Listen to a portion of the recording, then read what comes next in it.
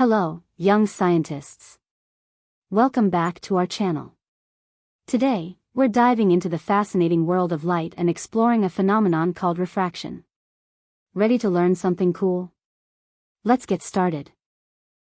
Light usually travels in a straight line, but when it passes from one medium to another, like from air to water, it bends. This bending of light is called refraction. Have you ever noticed how a pencil looks bent when you put it in a glass of water?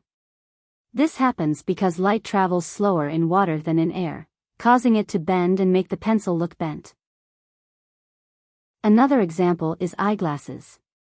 The lenses in glasses are designed to bend light in a way that helps us see better. Magnifying glasses work the same way, making objects look bigger by bending light. Rainbows are a beautiful example of refraction.